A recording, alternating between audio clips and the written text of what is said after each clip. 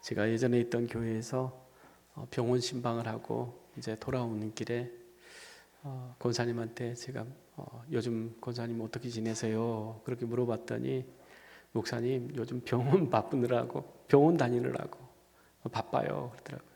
그러니까 나이 드시니까 이제 병원 갈 일이 많다라고 하는 거예요. 그러면서 하시는 말씀이 뭐냐면 옛말이 딱 맞아요. 뭔데요? 잘난 자식은 나라 것, 똑똑한 자식은 누구야? 장모 것, 못난 자식은 내 것. 그렇게 이제 얘기를 하잖아요. 그래요? 그랬더니 그런데요, 제가 젊었을 때는 똑똑하고 잘난 아들이 자랑거리였대요. 그래서 어디 가면은 그 자식들 얘기하면은 사람들이 부러워하는 거예요. 야, 어떻게 그렇게 잘 가르쳤어요? 대학 어떻게 그 좋은 대학 보냈어요? 그러니까 그 말 듣는 것이 너무 즐거운 거예요. 그러니까 가는 곳마다 그 아들들 자랑하는 것을, 자녀들 자랑하는 것이 낙이었어요. 기쁨이었어요. 그런데 목사님, 이제 나이 먹어가지고 병원 갈 일이 많잖아요. 병원 갈 때 그 못난 자식이라고 했던 그 자식이 엄마 병원 가요. 그럼 데려간다고 하는 거예요. 그리고 병원에 가면은 나이 드셨을 때 뭐 여기에 와서 뭘 해라, 뭐 또 하는 게 많잖아요. 사인해라. 그리고 또 의사 선생님 만났는데 도대체 무슨 말을 하는지 이게 안 되는 것들이 있는데 그 아들이 옆에서 다 해준다라고 하는 거예요. 그래서 너무 그 아들한테 감사하면서 살아요. 그런 얘기를 하더라고요. 그러면서 그 권사님이 목사님, 하나님은요 공평하신 하나님이 맞는 것 같아요. 공평하신 하나님이 맞는 것 같아요. 잘난 자식, 똑똑한 자식은 그렇게 또 사용하시고 또 뭐냐면 안된 그 자식들은 또 할 일이 있어서 또 필요에 따라서 사용하신다라고 하는 거예요. 그래 그 아들이 있어서 너무 든든하다고, 감사하다고, 그 아들 때문에 하나님 앞에 감사한다고 요즘 그렇게 얘기를 하시더라고요. 옛말에 그런 얘기가 있지 않습니까?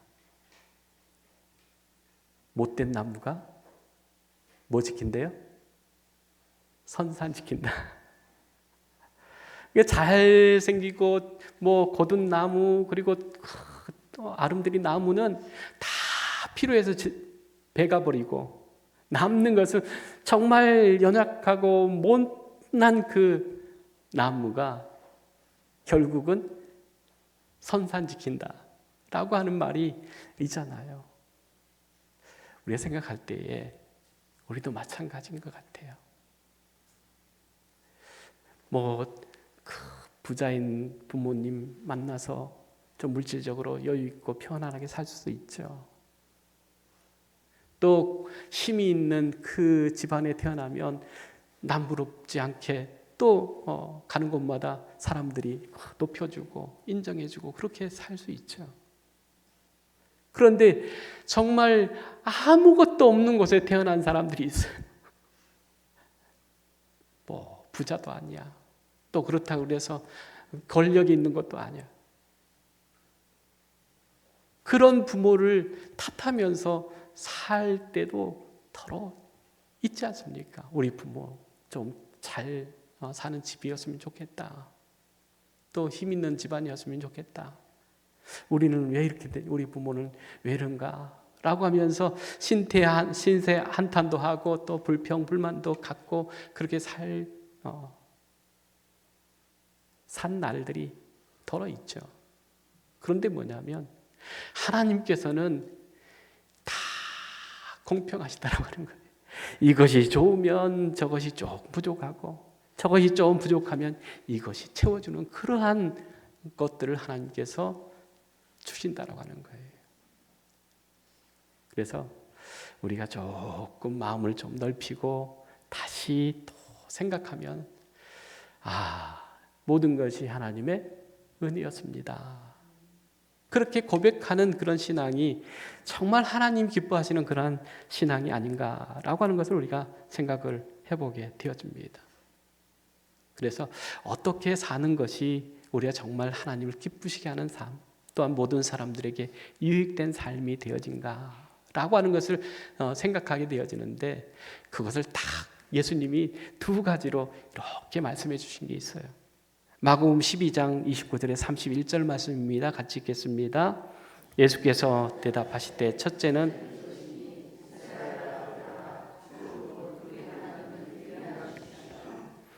내 마음을 다하고 목숨을 다하고 뜻을 다하고 힘을 다하여 주 너희 하나님을 사랑하라 하신 것이요, 둘째는 이것이니 내 이웃을 내 자신과 같이 사랑하라 하신 것이라. 이보다 더 큰 계명이 없느니라 말씀합니다.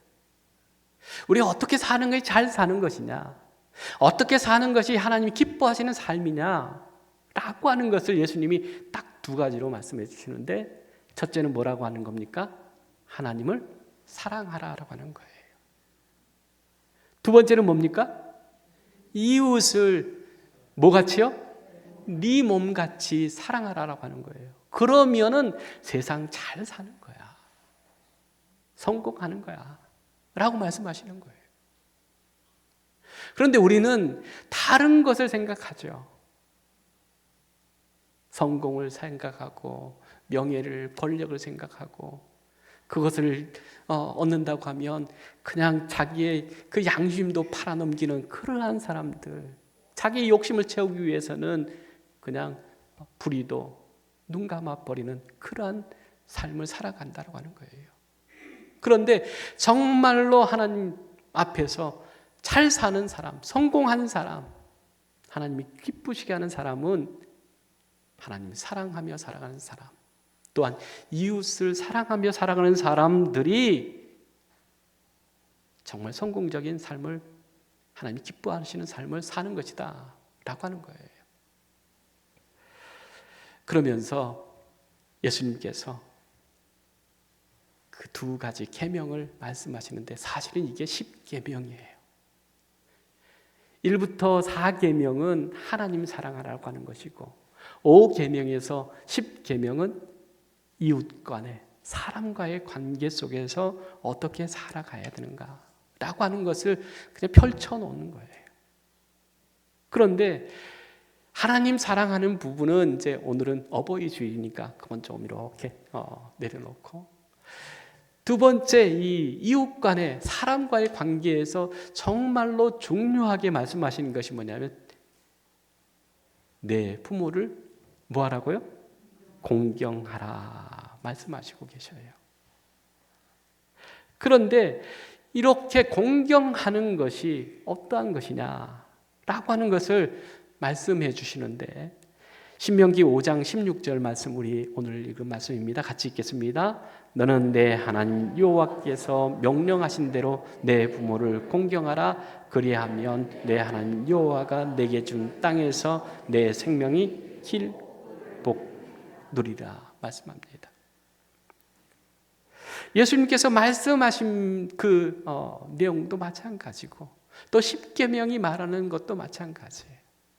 그런데 이 10계명에서 5계명을 말씀하시면서 내 하나님 여호와께서 뭐 하는 대로요? 명령한 대로, 이렇게 얘기를 해요. 내 부모를 공경하는데 왜 공경하느냐? 하나님의 명령이기 때문에 공경하라고 하는 거예요. 명령이라고 하는 것은 내가 선택할 수 있는 게 아니에요. 선택하는 순간 그것은 명령이 아니에요. 명령은 그냥 그대로 따라하는 거예요. 그래서 군인들을 보면 조직이 어떤 조직이냐면, 군인의 조직은 명령과 복종하는 것으로 딱 군인이 뭘 해야 되냐, 왜 있냐 라고 하는 것을 딱 정의하는 거예요. 그래서 군대는 뭐냐면 명령이 있고 그것에 대해서 복종하는 것밖에 없어요, 사실은. 그래서 전쟁할 때에 총알이 막 빗발치게 날아오더라도 지휘자가, 중대장이, 대대장이, 지휘권자들이 돌격 앞으로 그러면은 어떻게 합니까?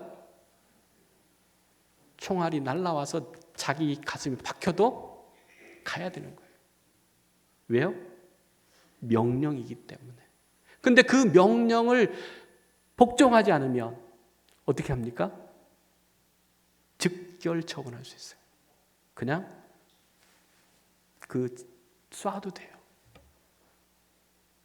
그게 군인이에요. 명령과 복종은 그런 관계예요. 근데 하나님께서 내 부모를 공경하라 라고 말씀하시면서 이것은 네가 좀 생각하기에 괜찮다라고 하면 그렇게 하고, 그렇지 않으면 안 해도 돼. 이것이 아니라 뭐라고 하는 겁니까? 명령이다 라고 하는 거예요. 부모를 공경하는 것이 하나님의 명령으로 들을 수 있는 우리 목양의 가족들 되어지기를 바랍니다. 출애굽기 20장 12절 말씀입니다. 같이 읽겠습니다. 내 부모를 공경하라. 그리하면 내 하나님 여호와가 내게 준 땅에서 내 생명이 길리라 말씀합니다. 에베소 6장 1절에 3절 말씀입니다.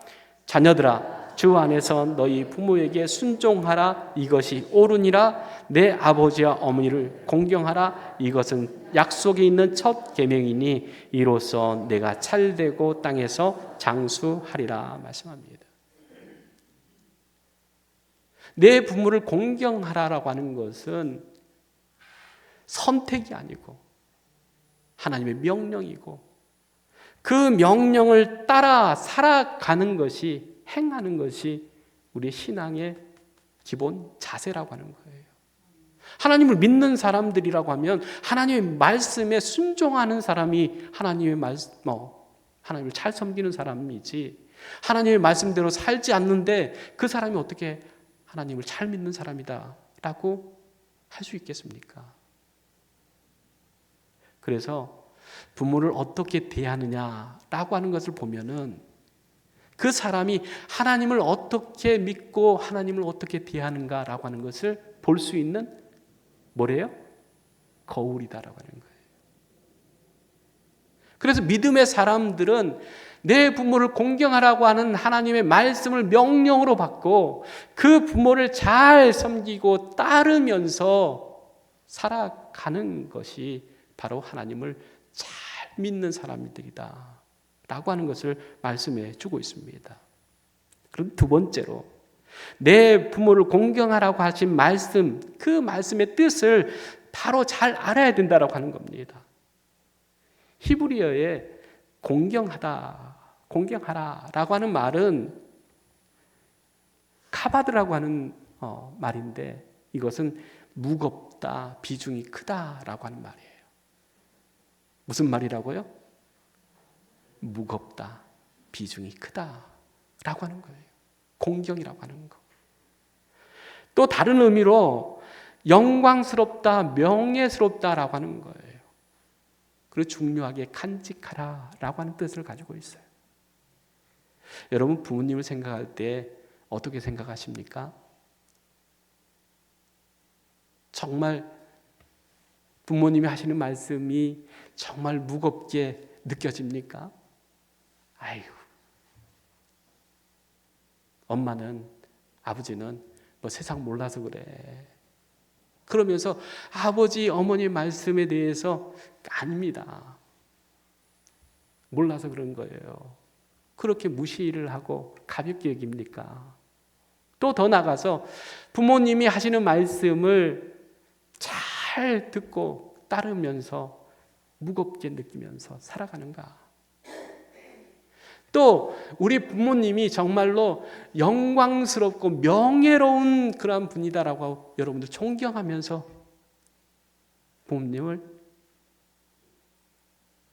생각합니까?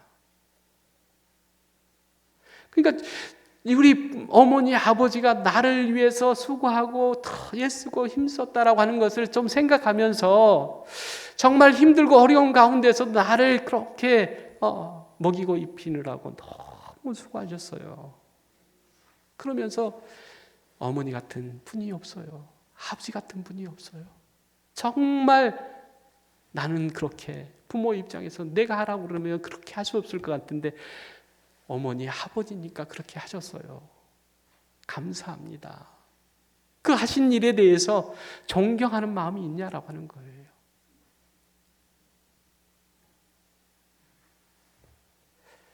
예전에 국제시장이라고 하는 영화가 있어요. 보셨나요? 국제시장. 영화하고는 전혀. 황정민 씨가 주인공으로 나오는데 어렸을 때 일사후퇴 때에 그 동생을 잃어버려요. 손을 놓쳐버려요. 그런데 아버지가 마지막 그 동생을 주면서 야, 네가 좀 잘 좀 책임지고 잘 좀 해줘, 네 동생. 그러고는 아버지는 그 바다에 빠져서 죽습니다. 그러니까 어린 이 오빠가 이 동생을 책임져야 되는데 이게 전쟁통에 피난하다가 손을 놓쳐버렸어요. 그리고 수십 년이 지났어요. 그러다가 우리 이산가족 찾기 그 옛날에 프로그램 있죠. 거기서 동생을 찾았어요. 그런데 그 전에 이분이 정말 가정을 꾸리기 위해서 베트남 전에도 참전하고 뭐 그렇게 이제 열심히 살았어요. 죽을 고비를 많이 넘기면서. 왜냐하면 사랑하는 아내와 자식을 위해서 그렇게 살았어요. 그런데 이제 나이 먹어서 늙고 보니까는 초라한 거죠. 내가 어떻게 살았나, 뭘 위해 살았나, 그런 생각이 들어서 이제 이 황정민 씨가 가족들이 막 재밌게 놀고 있는데 방으로 들어가요. 그리고는 이 황정민 씨가 누굴 생각하냐면 자기 아버지를 생각하는 거예요. 그러면서 아버지, 나 잘했다고 칭찬 좀 해주세요. 아버지가 그 어린 그 자식한테 너 좀 책임져라 이렇게 얘기를 한 거잖아요. 그래서 가족 먹여 살리기 위해서 또 그 동생 찾기 위해서 열심히 살았다고 하는 거예요. 아버지, 나 열심히 살았잖아요. 그거 좀 칭찬 좀 해주세요. 그런데 아버지가 그 조그만 아들, 일사후퇴 때 그 모습의 아들을 안아주면서 내 다 안다. 너 고생한 거 다 안다. 힘들고 어려운 거 다 안다. 그러니까는 그 아버지를 안고 펑펑 울어요. 여러분들 다 지금 그 세대를 살아오신 분들이 많잖아요. 정말 힘들고 어려운 그런 순간에 그래도 가정을 지키기 위해서 엄마로서 아버지로서 그 자리를 지키기 위해서 아프고 또 힘들어도 죽을 고비를 넘기면서 사셨던 분들 아닙니까? 그래서 그 어린 그 주인공이 아버지, 나 좀 인정해 주세요. 나 정말 힘들었거든요. 나 좀 칭찬해 주세요. 그렇게 아버지를 태면합니다. 우리가 정말로 하나님 앞에서 정말로 하나님, 내가 정말 믿음을 지키기 위해서 정말 예수가 힘쓴 것 하나님 아시잖아요. 그럴 때 하나님께서 그래 내가 안다. 더 정말 믿음 지키기 위해서 또 하나님 말씀대로 살기 위해서 정말 힘쓰고 애쓴 것 안다. 그렇게 인정함을 받는 그러한 것들이 얼마나 정말 소중한 그런 일들 아니겠습니까? 정말 하나님의 명령으로 알고 하나님께서 내 부모를 공경하라고 말씀하셨으니까 난 정말로 그 하나님의 말씀 붙들고 내가 힘들고 어렵고 환경적으로는 할 수 없지만 그래도 하나님의 명령이기 때문에 제가 정말 그 명령 따라서 살기 위해서 몸부림치고 애쓴 것 하나님 아시지 않습니까? 그렇게 우리가 살할 수 있기를 원합니다. 하나님께서 우리를 정말 나누시면서 그래 수고했다 내가 다 한다 위로해 주시는 그 것들을 우리가 생각하면서 부모에 대해서 그 마음을 가질 수 있는 저와 여러분이 될 수 있기를 원합니다. 그래서 잠언 1장 8절 9절 말씀입니다. 같이 읽습니다. 내 아들아 내 아비의 훈계를 들으며 내 어미의 법을 떠나지 말라. 이는 내 머리에 아름다운 관이요 내 목에 금사슬이라 말씀합니다. 아버지의 무엇을 들으라는 겁니까? 훈계를 들으라고 하는 거예요. 어머니의 무엇을 떠나지 말라고요? 법을 떠나지 말라. 어머니의 말씀 또 아버지의 그 말씀을 듣고 그 말씀대로 살라라고 하는 거예요. 그러면 그 말씀을 따라서 살아가는 사람들에게 주어지는 것이 있는데 네 머리에 뭐라고 하는 거예요? 아름다운 관이다. 이것은 뭐냐면 사람들에게 영예로운 거예요. 면류관은 관은 아무나 받습니까? 인정받는 거죠. 사람들에게 인정받는 사람 되어진다라고 하는 거예요. 그러면서 그것으로 그치는 것이 아니라 내 목에 뭐예요? 금사슬이라고 하는 거예요. 이거는 부를 얘기를 하는 거죠. 그래서 부귀영화라고 하죠. 하나님의 말씀대로 또한 그 말씀에 순종해서 부모님을 잘 말씀을 따르고 그 말씀대로 살아가는 사람들에게 부귀영화를 주신다. 그렇게 말씀합니다. 잠언 6장 20절에 23절 말씀입니다. 같이 읽습니다. 내 아비의 명령을 지키며 내 어미의 법을 떠나지 말고 그것을 항상 내 마음에 새기며 내 목에 매라. 그것이 내가 다닐 때에 너를 인도하며 내가 잘 때에 너를 보호하며 내가 깰 때에 너와 더불어 말을 하리니 대저 명령은 등불이요 법은 빛이요 훈계의 책망은 곧 생명의 길이라 말씀합니다. 훈계와 책망이 뭐라고 하는 겁니까? 사는 길이다라고 하는 거예요. 또한 어머니 아버지의 법을 훈계를 잘 듣는 것, 그것이 내가 잘 때에 너를 보호해 준다라고 하는 거예요. 즉 부모님의 말씀을 잘 듣고 살아가는 사람들이 편안한 잠을 잘 수 있다고 하는 거예요.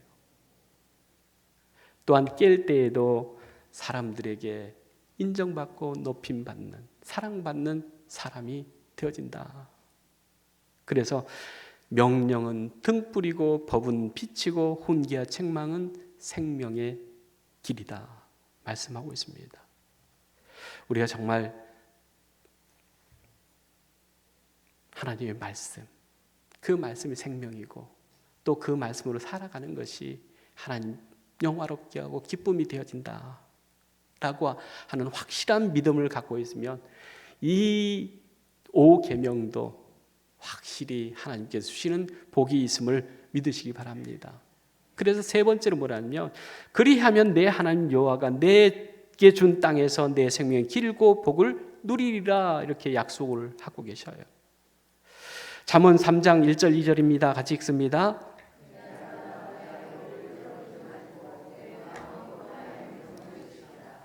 그리하면 그것이 내가 장수하여 많은 해를 누리게 하며 평강을 더하게 하리라. 아멘. 하나님의 말씀을 늘 생각하고 그 말씀대로 살아가면은 오래 장수하는 것도 있지만 무엇보다도 뭐냐면 평강이 있다고 하는 거예요. 즉 우리가 세상에 살아가면서 마음에 평강이 있을 때 기쁨이 있는 거지. 많은 것을 가졌다고 해도 마음이 평강이 없으면 불안하고 두렵고 무서운 거예요. 그런데 하나님이 함께 하시면은, 하나님의 말씀대로 살아가면은 뭐가 있다는 겁니까? 평강이 있다고 하는 거예요. 그래서 세상이 어떠하든지 간에 주님 주신 그 평강, 하나님 주신 그 평강이 있기 때문에 우리가 자는 것도, 쉬는 것도, 또 일하는 것도 집중해서 할 수 있다고 하는 거예요. 마음이 불안하면 뭘 해도 이게 자꾸 실수하잖아요. 그런데 마음이 평안하면은 뭘 해도 집중해서 할 수 있고 또 집중해서 하니까 잘할 수 있다고 하는 거죠. 그 잘하면은 뭐냐면 칭찬받는 거죠. 이게 당연한 거예요. 그러니까 이게 순서가 이렇게 연결돼서 있는데 그걸 우리는 깎으려 하는 거예요. 평강은 상관없고 뭘 먹을까, 무엇을 입을까, 뭐 어떻게 살까 이것에 정신을 두다 보니까 정작 평안을 잃어버려요. 그래서 평안이 없는 상태에서 뭘 하더라도 뭐냐면 그것은 일이 잘 될 수가 없어요. 그러나 평강의 하나님께서 함께 해주시면 모든 일이 잘 되어질 수 있을 줄로 믿습니다. 그래서 잠언 4장 10절 말씀입니다. 같이 읽습니다. 내 아들아 들으라, 내 말을 받으라, 그리하면 내 생명의 해가 길리라 말씀합니다. 이 잠언서는 솔로몬이 나이 들어서 그 아들한테 야, 세상은 이렇게 살아야 돼. 그렇게 살면 성공할 수 있어. 또 인정받을 수 있어. 하나님이 기뻐하는 삶을 살 수 있어. 그것을 기록한 책이 잠언이에요. 그래 지혜가 부족하면 뭐냐면 잠언서를 읽어야 돼. 그러면 삶을 어떻게 살아야 되는가라고 하는 것을 잘 이렇게 깨달을 수 있어요. 하나님이 기뻐하시는 것이 무엇인가라고 하는 것을 깨달을 수 있어요. 그래서 정말로 이 잠언이 귀한 거예요.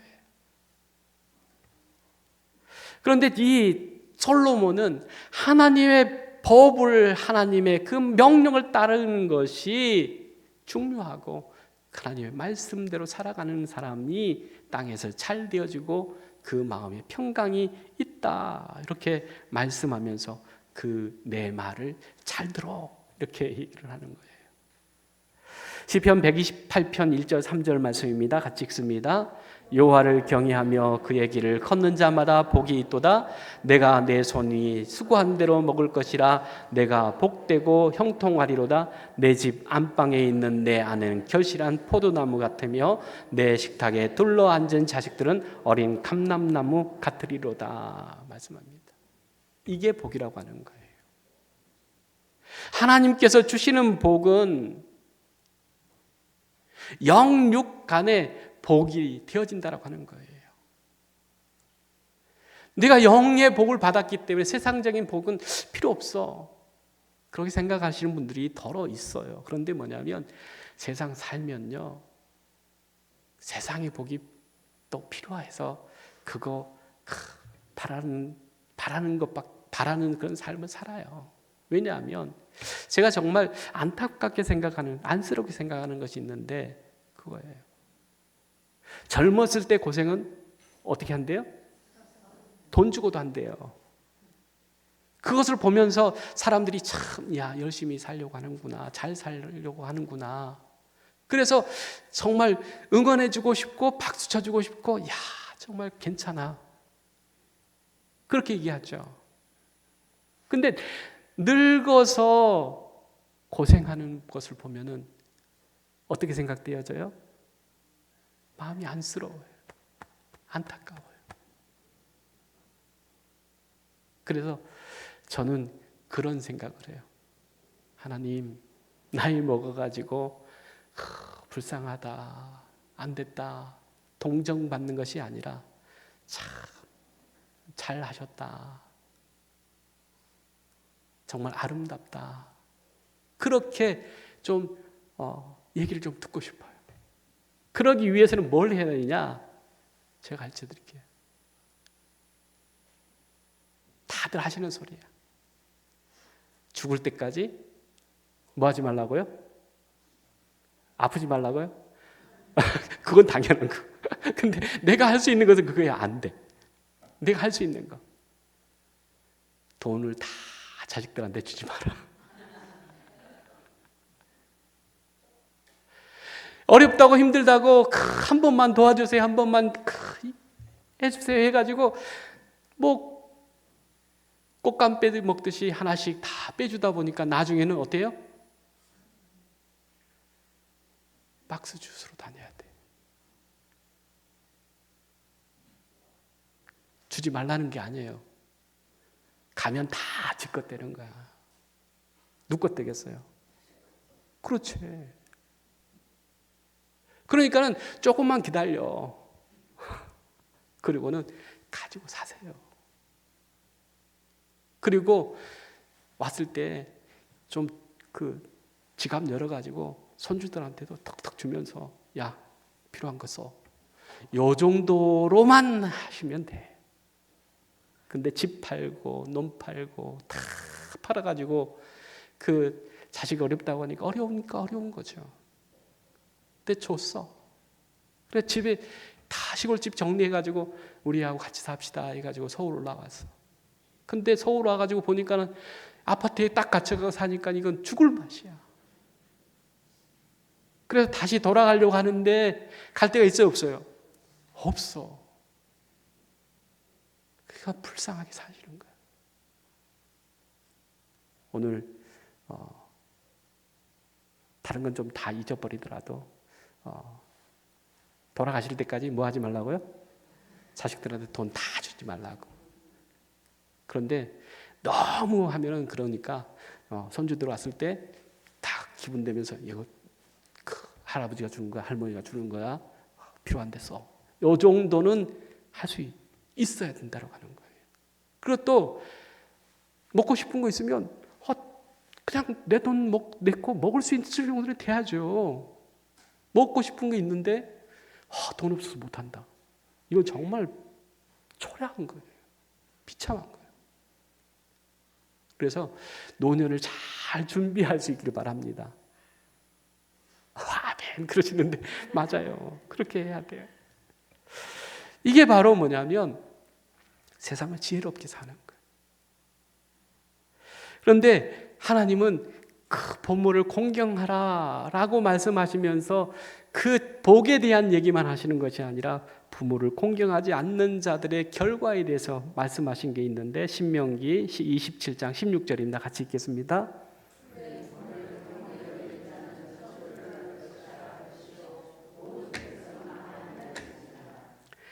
부모를 경홀히 여기는 자는 저주를 받을 것이라 라고 말할 때 뭐라고 하라고 했어요? 아멘 하라고 하는 거예요.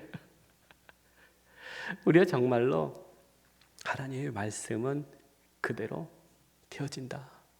복도 또한 저주도 그렇다고 하는 거예요. 그러면 하나님의 말씀에 순종하는 것이 중요하잖아요.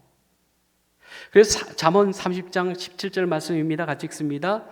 아비를 조롱하며 어미에 순종하기를 싫어하는 자는 눈은 골짜기에 까마귀에게 쪼이고 독수리 새끼에게 먹히리라. 그러니까 아비를 조롱하고 어머니에게 순종하지 않는 자들은 해를 당할 수밖에 없다고 하는 거죠. 그러니까 뭐 하라고 하는 거예요? 부모를 공경해라 라고 하는 거예요. 그런데 이 말을 하면은 목사님 이제 알았는데요. 부모님이 없어요. 그런 눈치 같아. 저희 집사람이 예전에 그러니까 저희 집사람이 막내라서 좀 부모님이 좀 오래 전에 돌아가셨어요. 근데 아버지가 돌아가신 다음에 뭐라고 그러냐면 이제 나도 뭐다? 고아야 그러더라고. 이 고아야들이 많이 있죠. 그런데 그래요. 오늘 그 우리가 생각하는 그 말씀 가운데도 뭐냐면 내 부모를 공경하라 말씀하셨지만 또한 예수님께서 그 계명을 2개로 이렇게 딱 하시면서 내 이웃을 내 몸같이 사랑하라라고 하는 거예요. 그러면 내 부모가 없어요. 그러면 내 부모와 같은 사람들에게 이웃들에게 가면 되는 거예요. 어버이 주일이 됐는데 찾아가서 인사할 그 부모님이 없어. 그러면 우리 목양교회에서 내가 정말 어머니 같이 아버지 같이 생각할 사람이 누군가 라고 하는 것을 좀 눈을 크게 뜨고 한번 찾아보세요. 그러면 찾아줘요. 그리고 그분한테 가서 정말 어머니께 하듯이 아버지께 하듯이 좀 잘 좀 해드려요. 이게 정말 하나님께서 원하시는 일인 줄로 믿습니다. 내 부모님 없어요. 어떻게 하란 말이에요. 그러지 말고 내가 할 수 있는 거 좀 같은 마음을 가지고 사랑의 마음을 가지고 좀 돌아보면은 얼마든지 할 수 있다고 하는 거예요. 그래서 우리가 정말 우리 목양교회는 가족과 같은, 그래서 서로 부모님을 섬기듯이 어르신들을 섬길 줄 아는 그러한 마음이 있고, 또한 어르신들은 또한 밑에 있는 그 사람들을 자녀들 같이 또 사랑하고 아껴주면서 그렇게 교회가 세워질 때에 세상이 부러워하는 또 세상이 또한 우리 목양교회로 나오고 싶은 그러한 교회, 그런 교회 될 수 있기를 원합니다. 이게 하나님의 마음. 딱 국한돼 가지고 네 해가지고 요거 막 생각하지 마시고 내 이웃을 내 몸같이 사랑하라고 하는 그 말씀도 있다라고 하는 거예요. 그렇게 좀 찾아봐요. 5월달이 가기 전에. 그래서 저 고한데요 하시는 분들은 좀 눈을 크게 뜨고 찾아서 내 부모에게 하는 것처럼 그렇게 섬기는 그러한 믿음의 사람들 되어지길 바랍니다. 그런데 5번째, 이게 중요해요. 그러면 우리는 부모를 공경해야 되는데 어떻게 공경해야 될까라고 하는 거예요. 첫 번째는 골로새서 4장 6절 말씀입니다. 같이 읽겠습니다. 너희 말을 항상 은혜 가운데서 소금으로 맛을 냄과 같이 하라. 이게 무슨 말이냐면 말에 뭐가 있다는 거예요? 씨가 있다고 그러기도 하죠. 말에 맛이 있어요. 왜 말이 맛이 있어요? 근데 우리가 정말 그 음식도 이게 입맛에 안 맞는 이유가 뭐냐면 간이 안 맞아서 그래요. 딱 간을 맞추면은 진짜 맛있어요. 그렇잖아요. 말도 같은 말이 아니에요. 거기다가 뭘 넣어야 돼요? 맛을 내야 돼. 뼈를 넣지 말고 뭘 넣으라고요? 맛을 내야 돼. 그래서 듣는 사람이 야 정말 나를 사랑하는구나, 내게 정말 그런 마음이 있구나, 그걸 느껴야 되는 거지. 저 뼈 있는 말을 하네. 또 어떤 말이에요? 가시가 있는 말을 하네. 이렇게 하면 안 된다고 하는 거예요. 누구 할 때요? 부모에게 할 때. 지금 어버이 주일로 부모님에 대해서 얘기하는 거잖아요. 어떻게 하면 부모님을 잘 공경할 수 있느냐? 내 말에 맛을 내야 돼. 그러면 부모님이 서운한 마음이 있다가도 그 말 듣고 어떻게 해요? 사르르 녹아. 두 번째는 뭐냐면 디모데전서 5장 4절 말씀입니다. 같이 읽습니다.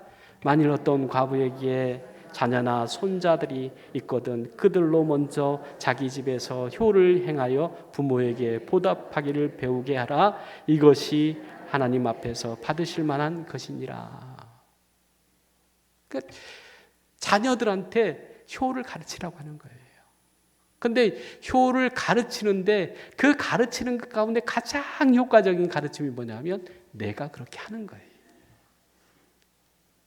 그래서 내가 부모님을 어떻게 생각하고 어떻게 대하느냐에 따라서 자녀들은 똑같이 나한테 하는 거예요. 그러니까 섭섭해할 필요가 없어. 내가 자녀들이 그렇게 한다? 내가 부모한테 그렇게 한 거예요. 내 죄다 생각하는 거예요. 그러면서 내 잘못이다. 그런데 이렇지 않기 위해서는 뭐냐면 내가 정말 자녀들의 본보기가 돼야 된다 라고 하는 거예요. 그 효자 밑에 뭐가 나요? 효자 나는 거예요. 세 번째로는 디모데후서 1장 5절 말씀인데요. 같이 읽겠습니다.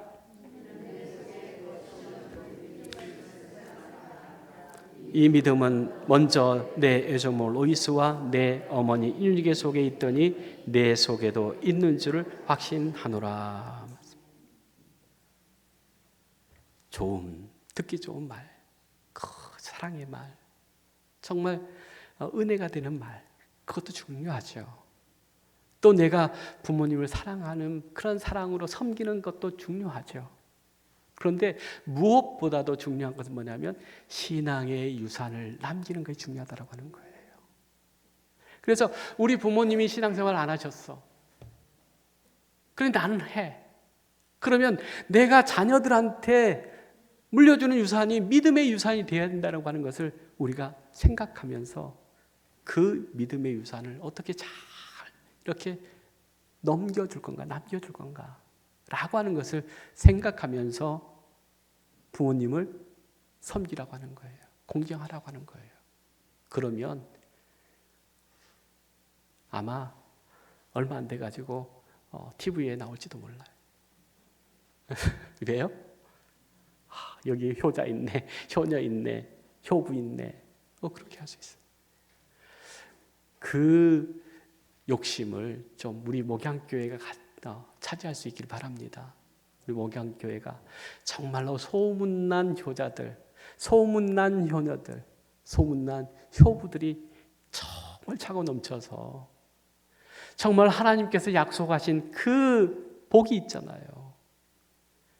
오래 살고 하나님께서 주시는 복을 누리면서 살게 하시겠다라고 하는 그 복으로 충만한 우리 목양교회 성도님들 되기를 간절히 주의 이름으로 축복합니다.